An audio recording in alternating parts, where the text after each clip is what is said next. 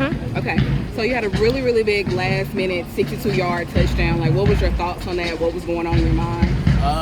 Really, we was just trying to finish out the game and just finish on a good play. But like all day, my boys just kept telling me to stay with it, and just let it unfold. And it just happened for the best. Even though we had like a high-scoring game, there was some struggles on offense. As you personally, what are you going to focus on, especially with such a short coming up? Basically just watching more film and hopefully just seeing the defense better from behind the quarterback and just being able to read. Being one of the leaders on the team, how do you keep people motivated when there are some mistakes on the field? Simply staying humble, embracing every moment. That's it. All right, thank you. Let's go. Okay, Coach, just tell me about that.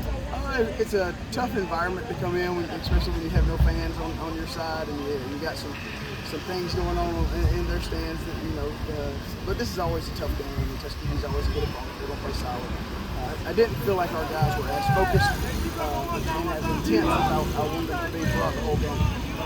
We had some big plays. They gave up too much at times on defense. And then we got off the field on offense. We got to be able to sustain drives and touchdowns. But overall, 33 is more than 7, so we're not going to apologize for winning. How does it feel coaching against, West Alabama alone? Those guys are legends. I mean, Coach Slater, I grew up knowing him, and his wife babysat me when I was little. He used to work with my dad when I was born, so I've known him my whole life, and he's just a legend. He's a salt of earth, great man, great coach, always has been a heck of a player at West Alabama. And then Lawrence Samuels is also just a legend at our place, but also in the AFL. So, that's a big deal getting to see those guys, because they mean a lot to West Alabama and Livingston University. Last time we sat down and talked, you talked about working on special teams, and the bulk of the points today came from special teams. Like, what did y'all focus on, and how are you going to continue that momentum? There's still some little things to clean up, and a lot of it's in the coverage game, just making sure we're in the right spots, and then make sure we're playing with great effort. We felt like last week we played with great effort, we just got out of alignment some, and then the film will tell us if we fixed. I think we fixed a good bit of that. The main thing, special teams, it comes down to effort and then being in the right spot. But I thought overall we played better and more consistent. The defense was really able to turn the ball over in the red zone when they were about to score with like 4 or 5 interceptions. Just talk about that.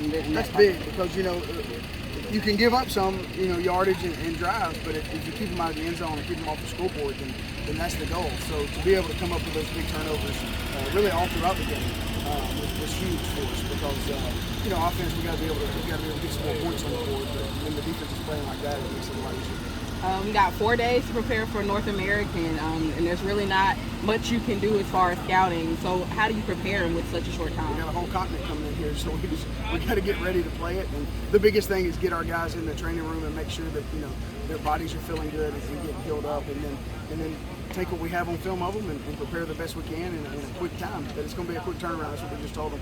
They got to rest up and be ready to play in a hurry. Thank you.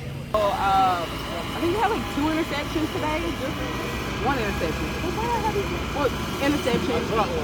Oh, you had 1 interception going into the red zone. You kind of turned the game over for you guys to get those scoring. Just talk about your position on the defense and how you feel like you contributed today. I want to give all the thanks to my teammates. They put us in the right position. They did their job. I want people to do my job. They played. So I just want to give all the thanks to my teammates, coaches, playing and all that type of stuff. 4 days to prepare for North American. What do you do for yourself and what do you do for your team to prepare? Just get them going. Keep them going. Just gotta. It's a short week, like you said. We just gotta get our minds off, focus on next week. Forget about this win. Focus on next week. Thank you. These people. You sure it was me? Okay. With such a game that relied heavily on defense, what were your thoughts on the game and your position? I think we played pretty good. I think the coaches gave us a good game plan coming into the game. My players just executed what we had to do. Really is. When that interception happened, what were your thoughts what was going through your head when that happened? Just trying to make a play for the team. That's it, really. To give us some momentum going to the next defensive possession or whatever. I know teammates, coaches are going to turn up. That's what you do, make plays. Okay, got 4 days to prepare for North America. What are you going to do for yourself and what are you going to do for your team as you prepare? I think we're going to prepare the same way, just taking one day at a time. let's get better. Because we're gonna go tomorrow, fix the mistakes we made, and just kind of come out better. Thank you. Appreciate it.